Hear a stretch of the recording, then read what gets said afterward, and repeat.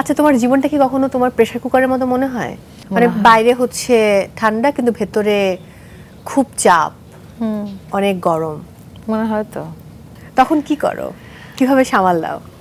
তখন আইসোলেটেড থাকি, মানুষের সাথে কম দেখা করি, নিজের মধ্যে থাকি, হ্যাঁ, নেচারের মধ্যে হিল হই, যেটা করলে আমার খারাপ লাগা বা কষ্ট যাবে সেই জিনিসগুলো করে, মানে পজিটিভ এনার্জি দিয়ে নিজেকে বুস্ট করি আর কি। যাই হোক, যদি একটু জানতে চাই আইসক্রিমের সেই মিষ্টি মানে ইনোসেন্স থেকে রোইদের ইন্টেন্স ডার্কনেসে তুমি চলে গেলে, নিজেকে ট্রান্সফর্ম করলে, এই ট্রান্সফরমেশনের কোন জায়গাটাতে তুষি আসলে বেশি বদলেছে? ট্রান্সফরমেশন মানে আইসক্রিম টু রোহিত। হ্যাঁ, মাঝখানে তো অনেক রোহিতের journey। পরে তো আরো অনেক কাজ করেছি, কিন্তু রোহিত হয়তো এখন রিলিজ হচ্ছে।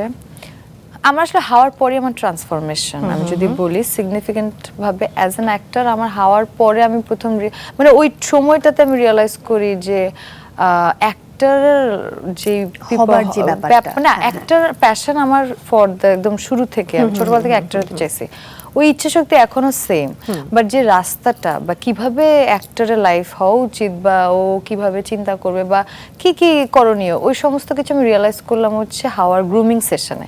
তারপরে আমি অ্যাকচুয়ালি প্রিপেয়ার করি নিজেকে অ্যাজ অ্যান অ্যাক্টর, মানে যা যা করতে আমার ভালো লাগে, আমি থিয়েটার ওয়ার্কশপ এভরিথিং, তখন তো কম কাজ করতাম, ফ্রি থাকতাম বেশি, সো আমি ওই সময়টাতে এরকম ডেভেলপমেন্ট, স্টোরি স্ক্রিপ্ট ডেভেলপমেন্ট, মানে এই প্রসেসটার মধ্যে থাকা শুরু করেছি।